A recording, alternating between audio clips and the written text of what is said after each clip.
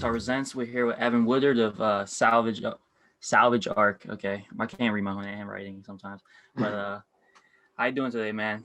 Good. How about yourselves? Like I said, I know I'm having a great morning. Ebenezer, Sam. I'm pretty good myself. Oh yeah. I haven't been this jolly in a long time, so Why are you so jolly? I don't know. Like, I love starting my day with a podcast, and like I know this is gonna be a good one. So Okay. Yeah, Ebenezer got the hoodie on, man. No matter how cold I get, I always like refuse to wear anything more than a t-shirt and shorts in my house. But I think I might have to start doing that. But are you cold right now? I am freezing. Go put on a hoodie, yo. But nah, it's okay. We're here. We'll we cut are. it. Here we are. No, we're here. We're here right now in the cold. Evan, man, you are a amateur historian of the Baltimore, Maryland area. Everything surrounding it. Everybody can see the huge collection, or at least whoever's on the YouTube viewer side, Oh, yeah. huge collection of bottles. How'd you just get started? I guess is the obvious first question. So I got started with this back at the beginning of COVID. I just needed something to do to get outside, and my friend Matt was posting on his Instagram like these like old like antique bottles, and I collect antiques, and so I just reached out to him. I was like, "Hey, well, dude, what's this?" And he told me that he was just finding them on the trails, like as he was walking around through some of the state parks. And from there, we just started going out hiking, and we would find them and pick them up, because it's basically trash at that point, and you don't want to have this pollution just sitting out there. So I started cleaning up the parks by picking up history. From there, it evolved into me finding out the backstory of all these items and doing the research and, seeing like what little stories I could find from each individual, like family that sold the items or who even owned the item. So how do you find the historical sites and stuff? Do you go on the internet and just find the whereabouts? That's a good question. Like I usually start with like maps from Library of Congress or Enoch Pratt. And they have like historic atlases that are from the 1870s, 1880s, even going back sometimes as early as the early 1800s and late 1700s. And they show like where homes were or businesses were back then. And then from that, you kind of match up where those points are now in Google Earth or Google Maps. But as you know, like things don't really stay the same. So a lot of those places are gone. But you do look for buildings that are going to still be around. So I look for churches, and a lot of old historic churches are in the same exact spot that they've been in for, a couple hundred years now. So those are something you can kind of trace backwards. Even if it's 20 miles away, you can still work your way back upstream or up another road and figure out where exactly this home or property was. I saw you donate a few pieces to the Baltimore Museum of Industry. Shout out to them. We actually had a prom there in high school. It was so cramped. It was like terribly cramped, but it was like so cool, like to be around this stuff and right on the water. Anyway, getting back to the topic at hand. Do you have like a specific I don't know, like focus when you're looking this stuff up? Like obviously industrial, a lot of stuff is, but like religious or like any type of government or government related. No, not really. Like, so when I look for stuff, it's kind of just these dumps are basically just the trash pits from whoever lived there at the time, and you don't know what you're going to find in them. I have found religious items, like old pendants that were gold, from like the late 1800s, up to and including toys and things like that. So you just don't know what you're going to pull out. And I like saving these like smaller items just because it makes everything feel more personal. Like this is really a real connection to who that person was and who lived there at that time. And it's not just like, okay, this is just a cool bottle or anything like that. And that's like what really draws me to it. Yeah, I think my favorite one from your page was definitely the like the Baltimore Dairy, like the small little milk one. Yeah, the city dairies is so cool. Like those are, it's finding things like that and then finding out where they were in the city now. It's so neat because a lot of those dairies were right around just above Little Italy. And that whole area is like changed. But if you go back, the turn of the century, 1900s, that was all like just little dairies, little shops and places where you go just to get your milk for the day. Yeah, and where's like, I guess it's all around, but you can't really, have you done any like excavations like within the city? Because everything's pretty built up in there. So there's different types of excavations we can do. There's privies, which are like the old outhouses. Most of the homes did have those up until anywhere from 1910 to 1920 in the city. And you can still find those, and you just go in your backyard and you look for a sinkhole if your house is of the right age, and that's where you start digging. And then outside of there, still within inside the city limits, there are other dumps and ravines where things have been, where businesses were at one point, and they weren't developed because the way that these people found these areas to dump things in the first place, it was undesirable land. And that land's still undesirable today. So a lot of these places have either been just left as they were from back then, or they've been redeveloped into parks. And a lot of our parks in the city are built on top of dumps. Interesting. Why, you know, why that's a choice? It's just like, oh, that's kind of like unused land. Let's just put a park on top of all this trash. I think it's easy. This is just like my own, like, thoughts, but I think that it's easier for them to cover it over and then turn an area into green space than to actually go ahead and remediate and remove all that trash, because it's just so much. I mean, we're talking like tens of feet worth of like garbage that they would have to somehow move out. And so it's just easier for them to put more dirt on top of it, cover it up, and just, say walk away from it. Like Patterson Park had a giant trash pit in the middle of it. And that's actually still, like, if we could dig down there, I'd find some really good stuff down there. But, I don't think the Parks and Recreation is going to let me do that. Oh, that's a PsyOps mission. That's a secret mission then one day. when it gets warm out, not right now, it's too cold. When it gets warm out, Patterson Park, that's the spot. That's the holy grail. You're just out digging, right? Yeah, I was out this morning after getting back last night from Southern Virginia. It's a thing, man, that I woke up at, I think, 4 o'clock this morning and got ready and just went back out. I love it. It's so much fun to be outside. And it's funny because I used to be like that kid that I don't like doing yard work. Like my mom would be like, oh, go outside, rake the leaves. No, but here I am, like outside almost every day, just like trying to dig up anything I can. So do you ever use a metal detector, or do you just go off the like instinct yourself? No metal detecting. I know people that do that, but I don't. For finding glass and other items of that nature, it's like it doesn't really work with that, because all the trash is gonna be either so far down, or it's gonna be right on the surface, and you can figure out exactly where you need to start digging at. And most of the time, it's in ravines or anywhere like the lowest point that's behind a house or near a property or anything like that. And then that's where you go and you start searching. You'll see like little shards of glass on the surface. And when you start finding like a giant pool of it, then that's when you're like, okay, this is where everything started to settle. This is when I start going down. And then you just find, full bottles or toys and things like that. Is there like a what is it, like a specific thing you're looking for? I mean, I kind of asked this already, but like when you go out, what's like your favorite thing to find, or like what's maybe like the favorite thing you found so far? I definitely enjoy finding historical flask, or any type of beer, pre-prohibition drink, something that we can like really relate to. It just because it's like something that like you would know a beer if you saw it, like not like Natty Boh or something like that, but like really cool classic, and the designs and the work that went into the bottle, the way the bottle's made, and they really display well, and they just look really neat.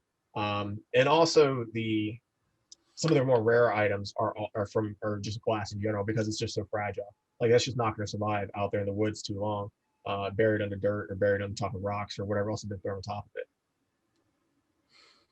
And I mean, obviously you're like the amateur historian, and you're kind of just doing this because it's a passion right now. But you don't have any type of background in anything related to this? Not at all. I just watched a lot of History Channel as a kid, read a lot of books, and I've always loved maps and exploring, urban exploring. I've been doing that since the early 2000s, going through abandoned buildings and taking photos and documenting things, spending time in Chernobyl, places like that, and just really getting out there and learning as much as I can about history and experiencing it. What was Chernobyl like? Awesome. It was an interesting experience. I went before the TV show, so it wasn't like a big tourism thing back then. Had to pay like money bribes to people so that you could like walk around and experience it openly and not have to be sit on a bus the whole time. Like you would see like sometimes like a smaller tour could go through, and they would just be on the bus in their white jumpsuits, and I'd be walking through with my t-shirt, just popping up the woods they were building. So it was a really cool experience. I would love to go back one day and just to check it out and see how it's changed in the last almost, it's been 10 years since I was there. Yeah, that is just in the t-shirt. Like, yeah. You had no fear? No, I mean it's still radioactive, but it's not a lot of it. I'm not gonna say it's like played up or anything like that, but the risk of getting the radiation or coming in contact with it is more from the dirt. That's where everything is settled into now. So like walking around isn't as bad as long as you're not like rolling around in the dirt, you're gonna be okay. I wouldn't stay there too long. I only spent like a week there, so Did you Yeah, see man. any like strange animals, like two-headed like wolf or? no, just my guide Yergey, who Sergey, I think I can't remember his name, who just like had they literally had a liter of vodka with him at all times and was just swigging from it and would offer it to us. And I would definitely drink the vodka over the actual water that was inside the zone just because of what's going on there. Oh yeah. Um, I guess Nico asked what your favorite thing to find was. Have you ever found something unexpected, like you're like digging for glass, let's say, and then like you found something like completely like off Yeah, the what's radar? like the craziest thing? Yeah. The craziest thing would probably be like actually finding like a snake hibernating inside of a bottle that was down about 10 feet. Yeah, I saw that. Wow. When I pulled that out, I was just like, well, this isn't supposed to be here. Or, I mean, he is, but it just caught me off guard. Outside of that, I found a lot of doll heads, and that's like a really creepy thing. Just the heads. Yeah, you don't find the rest of the body. You always find the heads, and not many legs either. So I don't know where the rest of the body is, but I found a lot of heads in dumps. Like one house in particular had nothing but doll heads. It's Jeez. like And quite a you haven't few. been back there since. No, I haven't. Yeah, not going back to the dollhead house. You've been expanding your like searching areas. You said like West Virginia you've been going to, and Yeah. I was in West Virginia. I did expand and I've left Baltimore. So I've done West Virginia, slash Harpers Ferry in Maryland. Was just down in Southern Virginia on the North Carolina border. Anne Arundel County, anywhere that there's stuff, I'll go. I was contacted by someone in Rhode Island. They have a property from the 1600s that they would love for me to come out there and check out. So I'm like, yeah, I'll do it. It's a really cool way to connect with the community and people that live in these areas, and to show them what the history of the property is. Because I'll do the research on the property itself and hand it over to them and say, this is who lived here, this is what it was, and here's what we're looking for. And then when I leave, and after I've like dug everything up, I leave them with items. If it's something that's not like super historical, or like a nice common bottle or whatever, I just leave it with them, and now they have a display piece to talk about the history of their own home. and what is like your main goal? Like when you find like a historical item, is it mainly for like personal collection, or is it to donate? It depends. So if it's here in Baltimore and in the Maryland area, I like to donate it to the museum if it's like really significant. And then I have like a general idea and a good and I know what the Baltimore Museum of Industry is looking for their collection. And then anything else I do like to keep for myself, just to have my own personal collection. I don't like selling things for personal gain. I do donate the money, anything I've sold, to the Baltimore Museum of Industry, just to keep everything going back to them. And the other reason I do like to collect the stuff is just to find the history of it, to do the research, to find the story about it, and to learn more about the person or the family that made it or whatever. And you just get all these records from just like um the local like municipalities. Like for the Rhode Island one, have you done any research for that yet? I haven't started their house yet because I'm still working on a couple in Montgomery County, but the records usually can get through Library of Congress is a great resource. They have probably the best map collection in America, and that you can like really search. You can find like Sanborn maps, which are really old, detailed, uh, block by block maps of a city or a town. Um, and then you have like your atlases and things like that. But I also use like the newspaper. So Baltimore Sun's like a really good resource. Enoch Pratt and their archive of all the Baltimore Sun papers. And then there's a couple other places you can go to find more older documents. And it's only started in COVID, so I mean it's almost coming up on a year. It's been about a year since you've been doing this. I mean that's kind of like went somewhere you probably didn't expect it to, didn't?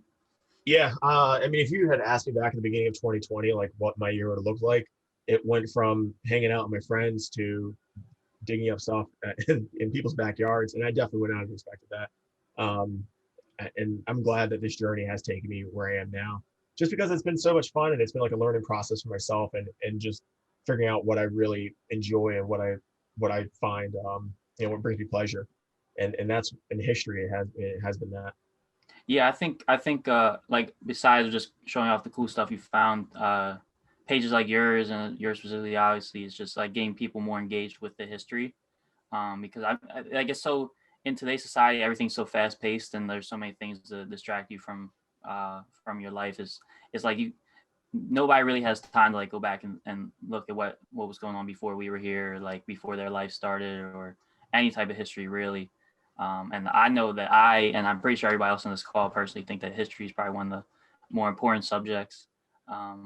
Depending on, I mean, even just the different types of history there could be, but No, I yeah, definitely agree with that. I mean, you're absolutely right. Like everything is so fast paced, and that people just walk by so many items or in places in their everyday life that they don't know the history of.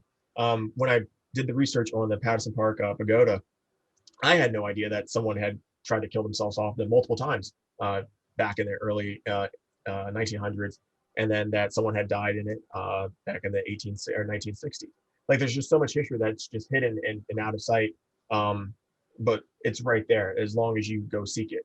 And so that's kind of like my goal of the page, is just to educate people, but also make it like a fun way for people to connect to their city or what's around them, and that they now have like a cool fact that they can be like, oh yeah, I learned this from Evan's page, and I can share it with my friends, or they're at a trivia thing whenever those start back up, and they can like rattle off some facts themselves. is the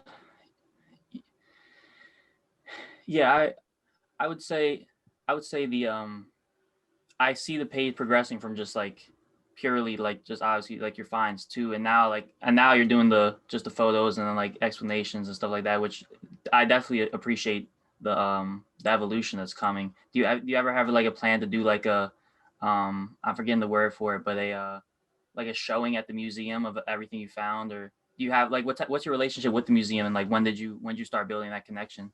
I reached out to them. I reached out to the Baltimore Museum of Industry right when I started, and I started finding some rare bottles and artifacts that I knew were important, and I wanted to see if they would be interested in receiving them, if they had like an official process for donation. And they were very helpful with walking me through those steps. And then it became just like where I can call them up or just text them, be like, "Hey, I've got XYZ. Are you interested?" And they'll go back to me like, "Yes, we want that."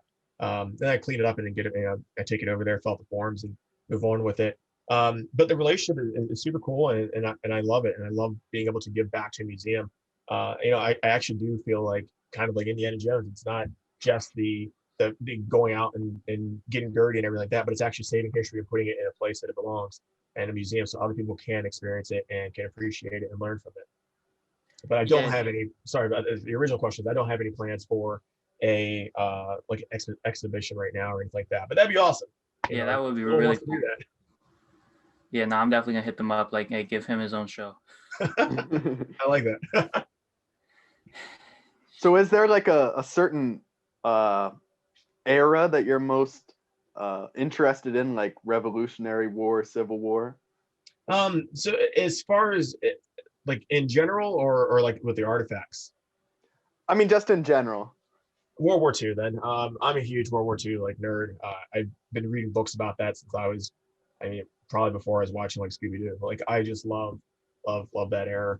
And there's just so much to learn about it, and it's also because like it's probably one of the most well documented things that we had of our like the modern generation, with newsreels and newspapers and photos and videos and all that stuff like that, that you can learn so much about it. But there's also so much that isn't reported, and you can see this yourself. It's like a lot of things are reported about the European theater, and the Japanese and the Asian theater isn't really talked about too much. I mean, there are big events that did happen in the Asian Pacific area, but there are other major things that went down that people don't really discuss in history class or really in history books, for the mass public. Like Unit 731 was a camp that the Japanese did horrible human experiments on, and things like that aren't like really talked about. But I think I'd love to learn about it, and would love to like teach people about these other smaller items. So would you ever have like a dream expedition that you would want to go like look for World War II relics? Yeah, that'd be awesome. And the thing is, like a lot of people do that is like for the Nazi gold and some other like things like of that nature. Oh But yeah, the Nazi gold. that's like the huge one. Everyone, if you think of like World War II relics, like you think of Nazi gold, looted art, and some other like lost submarines, things like that. But It's in they're like Antarctica, really, isn't it? who knows where. If I knew, I wouldn't be. I probably wouldn't be here. But there's they used to fly planes. The American Air Force used to fly planes over. It was Indochina at the time, and a lot of planes went down in like that area. But people just don't know where they're at. Like they're just in very remote regions. And I think that'd be kind of cool to go back and locate the planes and then recover the bodies for the families so they could actually be, laid to rest properly. Yeah, I mean, I think the the World War II era. I mean, that's kind of like fresh to the point where, and like it was also well documented. So people are probably snagging all those type of items up. I mean, also like you can just those are like high money items too. You go on eBay and see a lot of stuff's really expensive, but the Nazi gold, all the conspiracies I've heard lead to Antarctica, and like I said, I'm not one for the cold, so you're gonna have to go on that one for us and tell us what you find. I'm not really a big fan of the cold either, but I've started to learn to adapt with it. And I got some nice North Face gloves to dig in. I'm sure most people would be like, "What are you using North Face gloves to dig dirt in?" But I got to stay warm out there. Oh yeah, definitely. So you you said you write a lot of the World War II books. So you've always had the passion for history, even like when you were younger, like you didn't want to like a historian job like growing up. Yeah, I've always loved history, just as a kid and then throughout the rest of my life. But I never had the intent to really like finish college or anything like that.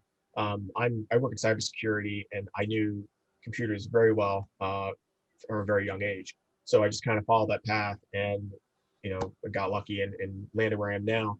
Um, but I think that if there was like another alternate timeline or another universe, it probably is me out there doing this this kind of like job, working to be like a historian or professor, uh, and getting paid for it. Yeah, no, I mean, I think you definitely document everything well, extremely well, and it's kind of like a gift to the people to be able to document that process and as well as yourself too, because I mean obviously you get to keep all like the relics like that you want, and like I mean obviously you donate some to the museum, but the process that you're able to document through like in social media or just like recording it yourself and then sharing with people is also like a new thing. And then I think that's like obviously the journey is to me more valuable than the prize at the end. You know what I mean? So it's great that we get to all experience that with you. Thank you. I mean, and that's kind of like what I want to go for. I want to show people what it takes to actually find all these items. It's not just like, oh, walking out and here's this. It's like the hunting for it and talking to people and doing the research and all that. That makes like the final post like so much more, means more to me and to hopefully everyone else. And yeah, and also it's twofold because during COVID, obviously you started because of COVID, but also now people were like stuck inside and looking for things to do. And I guess some people probably have had people like hit you up, like they gain inspiration from your page, and they've done their own digging. Yeah, I've gotten a ton of messages from people all over America and some other countries like overseas and in Europe, and I think it's really neat that they themselves have like found like this new hobby of going out in the woods and looking for a treasure or whatever it is they want to call it. And I think it's really cool. It can be open to anyone. It's not like a really inclusive or just like exclusive thing for one gender, one race or anything like that. Anyone can just do it. And it's a great way to get exercise because all you're doing is walking around. And when you're digging a lot, you're moving up a ton of dirt. So I think it's really cool. Yeah, you pretty much offer a guide. I think that's a problem for a lot of things today. Is like people don't really want to do something unless they're 100% comfortable with it. I mean, especially during COVID. But I mean, this is also just like stuff you do outside in the woods. It's not really anything public. But you offer like a guide. Like you just explained. It's not like super easy. Like you don't just go out and just start digging. But you showing the process also helps people understand that it's not like the hardest thing in the world. Like you do a little bit of research and like you pick an area, do the research on it, and then you just got. I mean, and you teach people, I guess, what to look for, and hopefully this podcast will give them a little bit more in-depth detail of that. So, I mean, I think what I'm saying is that we need to start doing our own expeditions. Hey, let's all get out there and do it. Again, we're gonna wait till the summer, but we will get out, we will get out there and do that. I know Sam's a big guy, big antiques guy, but yeah. Are you? Sam, what do you collect, Sam? I collect a little bit of everything. I used to be into like primitive farm tools, and I have like a whole shed full of like pretty much like just about anything from colonial era, world all the way up to like I guess World War II era. But recently more than ever I've been kind of more into like I don't know, I've been more into like collecting cans, like beer cans and stuff like that. I have like a bunch of old Natty Boh ones, a bunch of old Miller Lite, Coors, all sorts of stuff like that. Nice. I mean, if you're looking for stuff like that, like the old tools and everything, I mean, you're probably not far from other dumps that are going to have like items if you just start digging down. So you're already on the right track. Yeah, Maryland was a big agriculture state. I think University of Maryland starts as agricultural college, so you might as well just go dig up their mall.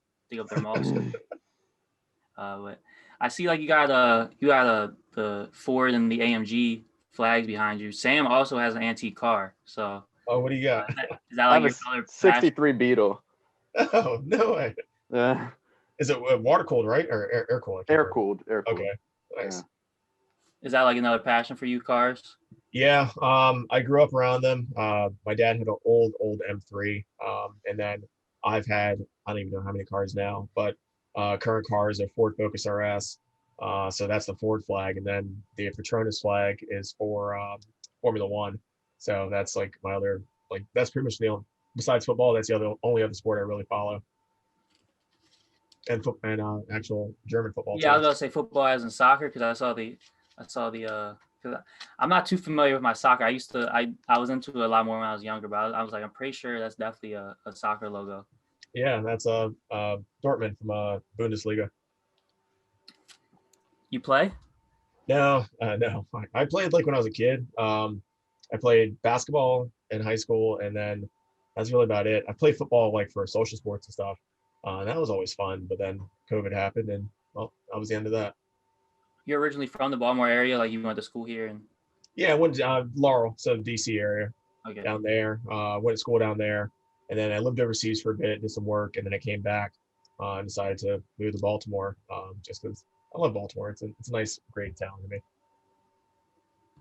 I feel like Baltimore is a good in between because it's like I feel like everywhere above here it gets so cold. I mean, history above here, like Philadelphia is all cool and all, and then even the history in the South is cool, but we're in like a good like middle zone here.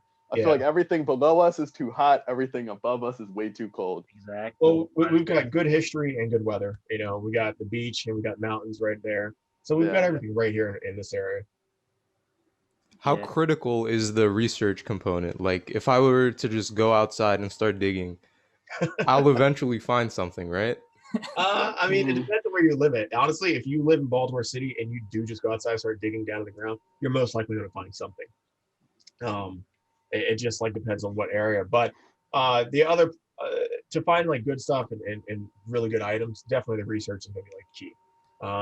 And start looking at the maps and just start placing where things are, where they were back then, and then where they are now, and see if the property's open. And if it is, find the property owner, contact them. And usually people are very into working with us, and just saying like, I go up to approach them, bring a flask, or send them an email and show like, this is what I'm looking for, and this is what I do. And they're like, oh wow, this could be on my property, and they're like, yeah, like, come on in. Next, I'm digging up someone's yard. So it's really cool. How do you get these people's contact information? Like, I mean, it's usually public, but I can never really how do you get their emails? I work in cybersecurity, so. All right. I'm really good at researching things. If I need to find something, I can find something. Makes sense to me. Have you ever just been down Ocean City with the metal detector on the beach? No, I don't even have a metal detector. I never even used one. A lot of people are saying I should get one. I just like finding a spot and just going down and seeing what I get. And that's been successful for me. I mean, it's been almost a year now, so I'm not gonna fix what's not broken. Yeah. Ooh, but what's I see, are those all mainly beer bottles behind you? Some are milks. I'm trying to figure out what you can actually see. Yeah, so Yeah, I can see it like four. I can see four different okay. columns. So there's like the all right, so these are beer bottles right here. These are flask, like old flask from like the early 1800s, or sorry, late 1800s, early 1900s. Below that are mason jars, and then I have like food containers to the. There you go. I feel like Vanna White right now, trying to do this. Got some little like these are food jars. The shelf over here is all meds and different like chemicals, things like that. Whoa. And this one, yeah, so those like really cool. I've actually got like one that's one of the original like serum bottles for scarlet fever. I found that. That was pretty neat. And then this one right here is soda bottles. And then the rest of them are just random miscellaneous bottles that I found over the year. Yeah, so you're probably like the ultimate birthday gift giver. You just give them a piece of history. It's Yeah, definitely- everyone's getting a bottle this year. Oh, man. What's your you mentioned one other person at the beginning. Is that usually like your team, just you and one other person? Yeah, it's usually just me and Matt, and then we go out whenever we can during the week. Usually like after like all of our meetings and everything that are done at work. Since we can work remotely, it's kind of nice that we just get out and do what we got to do. But yeah, we're just basically always out together. Do you ever have to like? You ever just can't find the contact information and then just do it like a cold knock on the door? Or are people usually like inviting? Yeah, I've done that a couple times. Actually, the one that was written about in the Baltimore Sun and Washington Post was a cold knock. I just went to her house, explained to her what I was doing and what I was looking for, and she said, "Come on in," and there we were. Came back, I think, the next day just to start digging because I wasn't actually prepared to like start digging that day. I just want to get some feelers out there, and yeah, people are really cool about like just letting you on their property once they know that there's potential for something to be there. Yeah, no, that makes sense. I don't know how I would feel about my yard getting dug up, but if there's Nazi gold in my backyard, I might Well, like most people think, like the stuff is on usually, unless it's a privy, it's so far off your property, it's like or not out of your line of sight that you're not going to worry about it. I mean, these places are like down hillsides or ravines where most of the time the homeowner themselves have never even gone. So they're like, wait, I had no idea this was even back here. Or I haven't walked back here in 20 years. That's what someone told me last week when we were at her house. So when you start finding stuff back there, they're like, oh, I had no idea. And, you start showing them things, different pieces. They get excited about it. And now they have something they can show off to their friends and family. Yeah, no, it makes a lot more sense once you explain that these are people with land so big that they didn't even know that was back there. So, yeah. Oh, the privies too are usually, when we find those, they're usually causing a sinkhole in your backyard. So if they're not covered, you're going to have like some weird depression,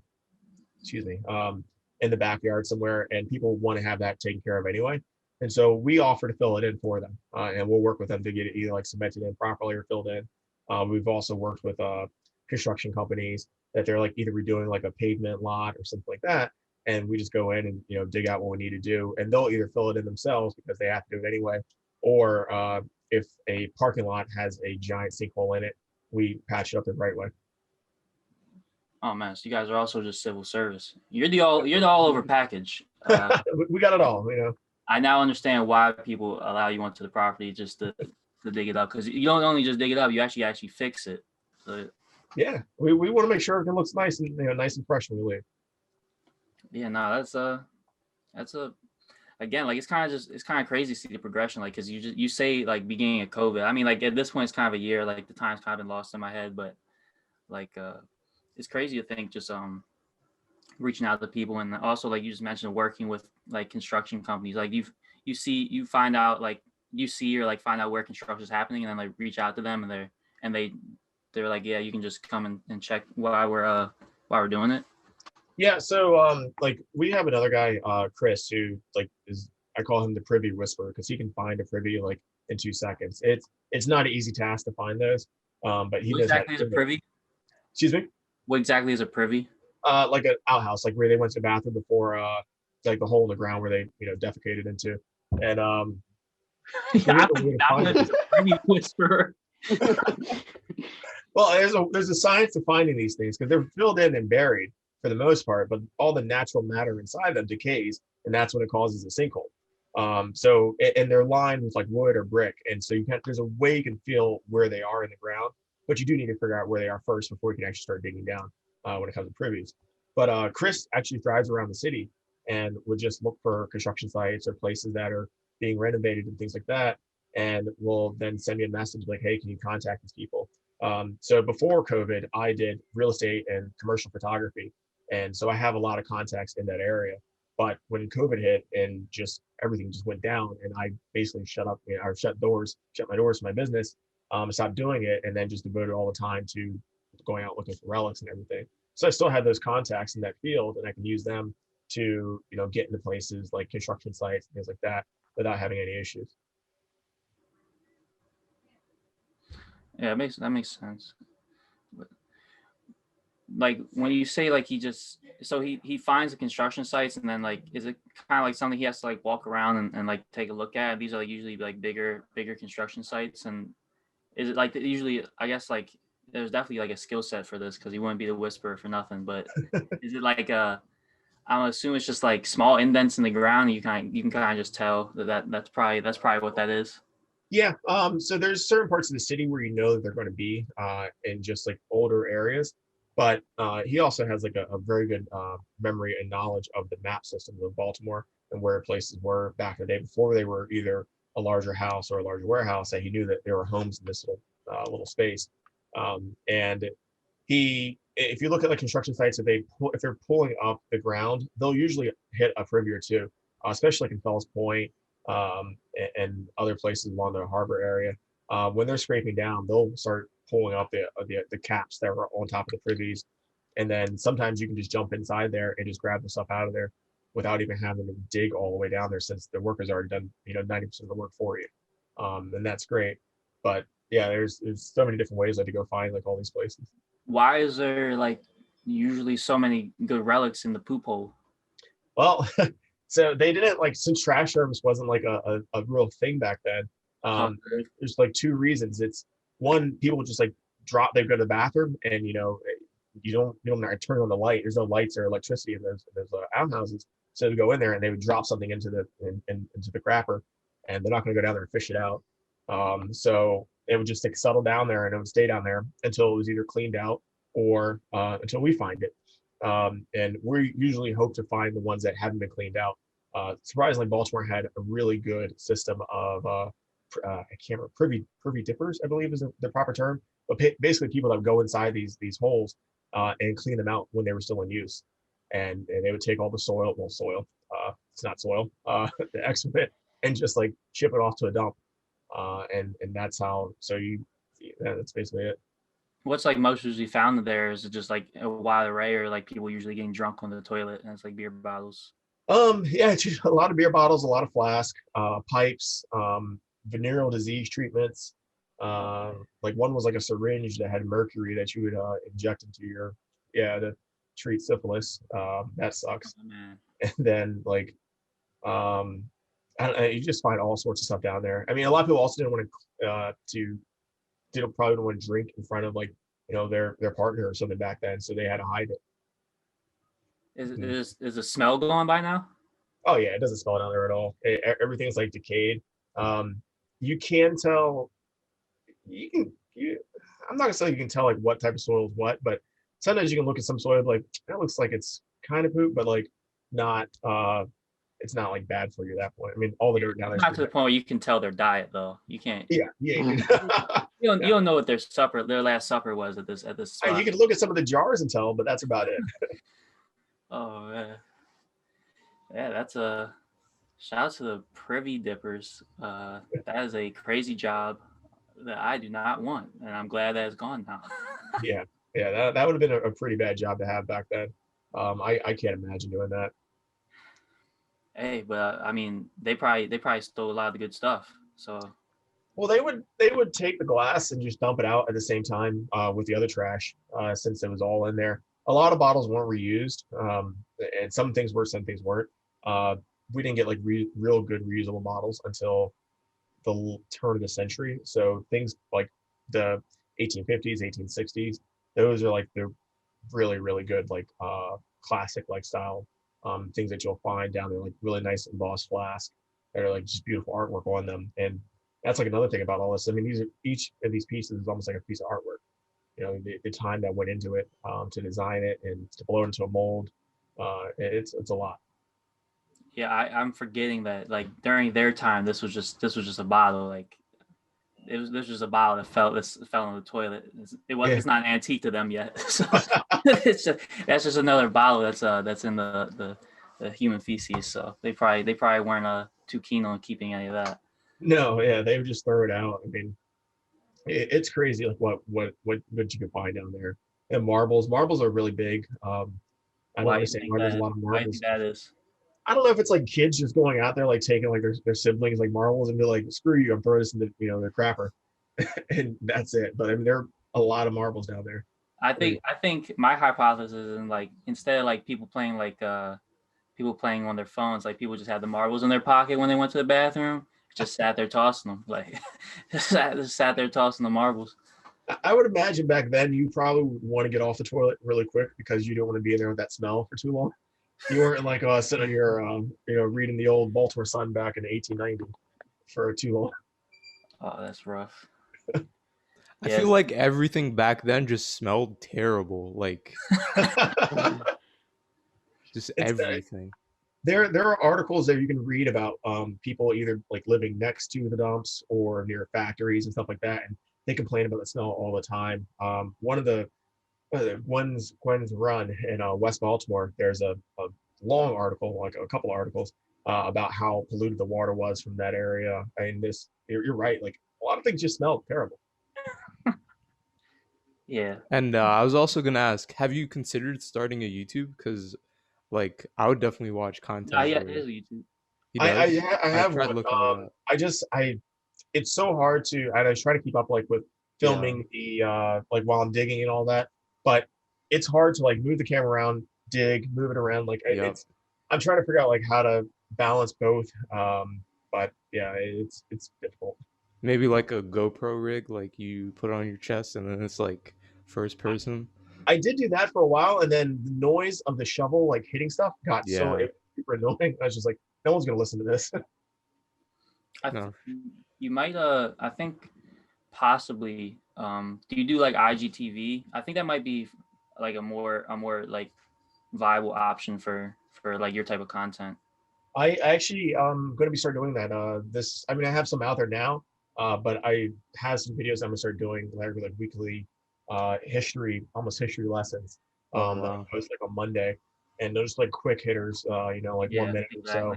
Everyone just get some information and then be like, cool, I learned something new. On to the next, whatever Instagram model or whatever you're looking at Yeah, nowadays. straight back to TikTok. Yeah. They get their history lessons straight back to TikTok. But yeah, no, I think like the shorter form, even maybe a longer than a minute. I don't know how long you go on IGTV, but probably like anywhere from a minute to 5 minutes. Like just a nice little history lesson. Scrolling down their Instagram feed, they already know you're on there. You know what I mean? I think that would be like the perfect medium for the content. That's a good idea. Wow, And like there you and go. you had the idea too because you said you're about to start doing that. So Yeah, well, so I was thinking of trying to do the reels, but I mean, if IGTV is like does, I think maybe like it just translate better than reels because reels is only that vertical yeah. video, whereas like TV, I can at least like mess with it and make it better, and longer too. So that'd be a good idea. I think that you had the exactly perfect idea though. Like that's all. Like your channel. That's why your page is so perfect because it just gives that quick little history lesson. People learn something new, and for people who want to get more involved, like you basically document the whole process on doing so. So I think Yeah. I think that's the perfect sweet spot. What's like your goals for the future? What's the other than Rhode Island? Like what's the big things coming up? I've got some other sites out in Western Maryland I'm working with, and then hopefully Williamsburg in the next couple of weeks. I've partnered with the National Park Service now to do like videos or photos for them, and to do some writing for them as well. So that's like really cool. I mean, this whole what again started is like another page just to document my finds has blown up into something I wasn't expecting. Because this I had another Instagram before that was just like all my photography, and then I was like, okay, I don't want to just post all these like old bottles on there. Let me make a new account, and then now here I am, almost a year later, with working with these like large organizations to do like really cool projects. I'm also gonna be partnering with Enoch Pratt Library to give like classes on relic hunting and things like that. So Wow. there's a lot more going on. Yeah. When's the relic hunting stuff coming down? I'm not sure. We're hopefully like we're aiming for like Mayish. We would love to obviously do something in person, but can't do that right now. So we've just trying to like figure out like the right time when we can do everything like that.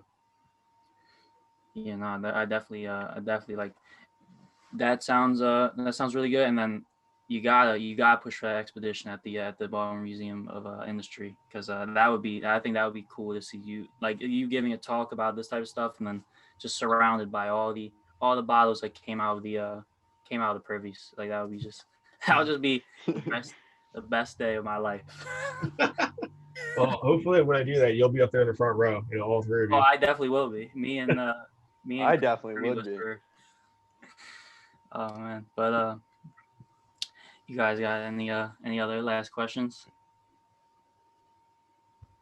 Ebenezer? I'm trying to think. See, we've gone over so many topics that like I still have like little comments to make about. Yeah, there's this one I would like to say.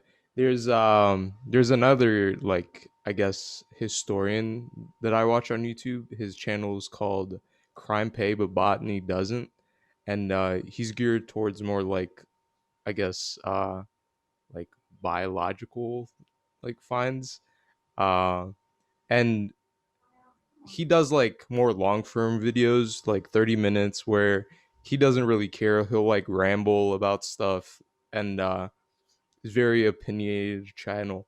And there's something to be said about like just watching like long form, like someone like handheld camera just going around like and then watching the world through their lens. It's like it's a really special thing. And whenever I start watching one of his videos, 20 minutes will go by and then I'm like, whoa, like I'm watching the world through his perspective now. Like you get kind of like entranced into it. And while like while the IG while the IG stuff would be more accessible, uh I think maybe consider doing longer form stuff too, because like this stuff is like definitely interesting.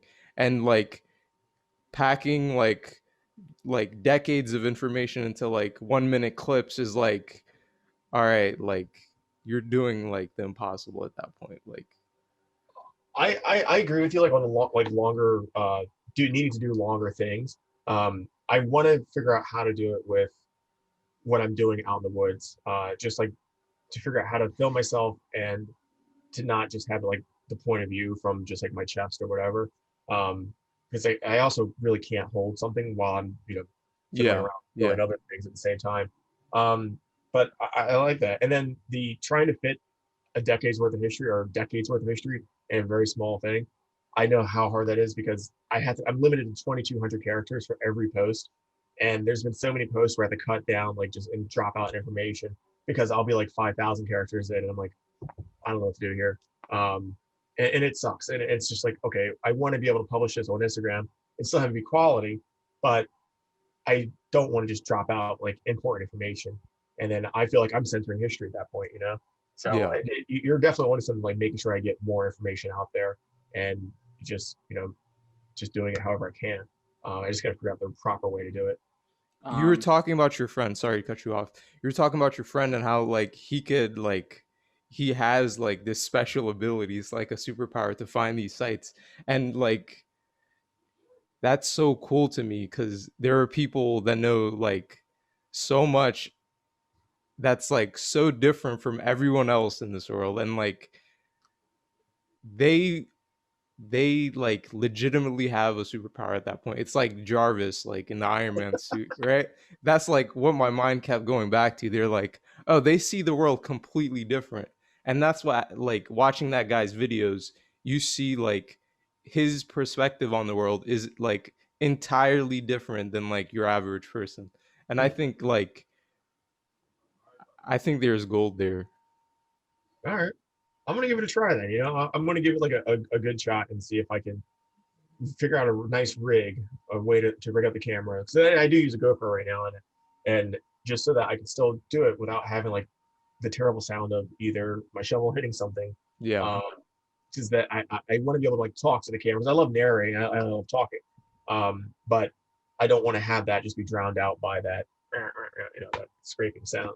You said you work with one other person, and you also have Chris. Like there's no one ever there that could possibly hold the camera, or you couldn't even just possibly just ask someone else to come. It's not even like a thing you would have to do every time you go on expedition, but like like key ones where you feel like you can find something cool and give a really good history lesson. I think it would be valuable to try and recruit somebody just to help with those specific ones. I have had people come out with me that have like done filming for me, and the times that they've come out, like I most recently in Harper's Ferry, I had a guy come up from DC to come out and film. He had brought his drone and everything. Good dude, one of my personal friends. And the problem is like you just don't know like what you're gonna get. So it's kind of like reality TV. You're like, okay, cool. Even though I have all these finds, you just not every day I'm out there. I'm constantly hitting gold. Like some days I'm just I'm laying up air balls. Like it's nothing. Yeah. So I could have like some of the other people like hold the camera and stuff, but I will say I'm like kind of a perfectionist when it comes to like video and stuff like that. Because I love cinema and I love the way things are shot. And so like I'm big on the rule of thirds and where things are pit, lighting and all that. So I don't want to like just give the camera to someone and be like, hey, I need you to hold this. But then I'm gonna yell, like tell them, okay, you need to do this, you need to do this, you need to do that, you need to do that. So I just gotta figure that out. Have you might want have you, the one he came out to was like a significant historical site.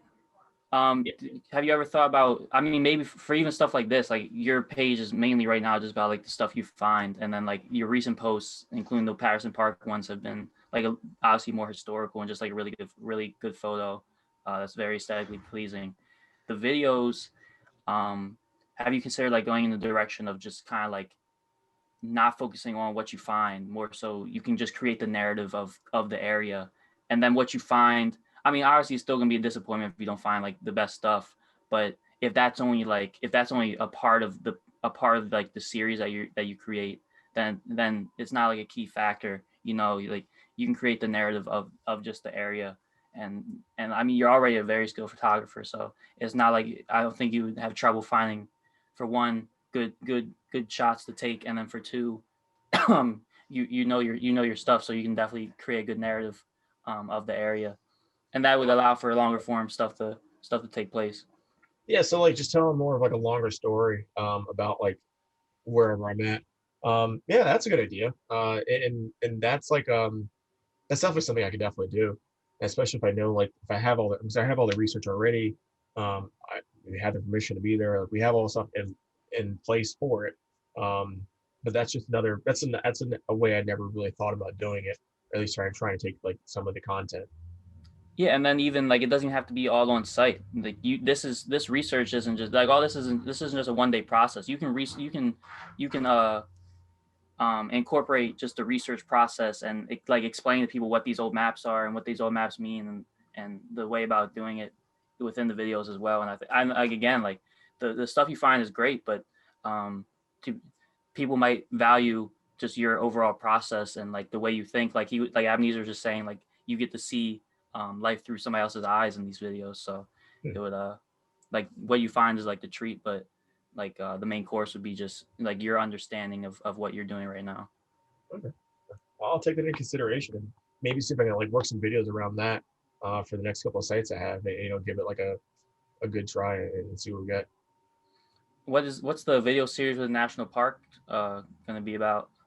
So it's like all photos. So I'll just be traveling around doing taking photos of different areas in the Chesapeake Bay region. So Maryland, Virginia, DC, parts of Pennsylvania, and Delaware, and looking for like sites that are important to Chesapeake Bay, like in the nature aspect or historical aspect, and then just documenting those areas and then writing a bit about those.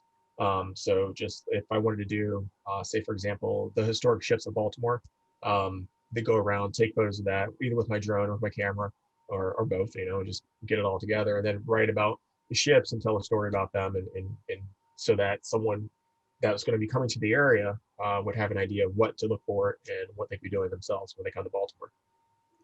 Yeah, Shout out to the Clippers. Yeah, Baltimore Clippers. Yeah, it sounds like it's all just coming together. I'm really excited to see where you take this.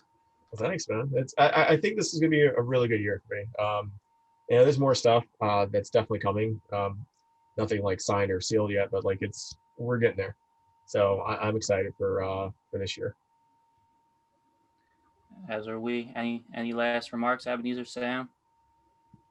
Evan, any last questions for us? No, I'm just looking forward to see the podcast posted, and so I can share it with all my friends and everything. This is really cool. This is my first one I've done. So. Oh, the honor is ours forever now. So For sure. When you're famous, we get to say we talked to that guy about Nazi gold. So thank you so much for coming on and giving us your time today, man. Yes, thank you guys for having me. Thank you. It's been fun. All right. We'll see everybody on the next episode. Thank you again, Evan. See you. Thanks again. Nice meeting you. Yeah, nice meeting you too, man. It's a good time. Bye.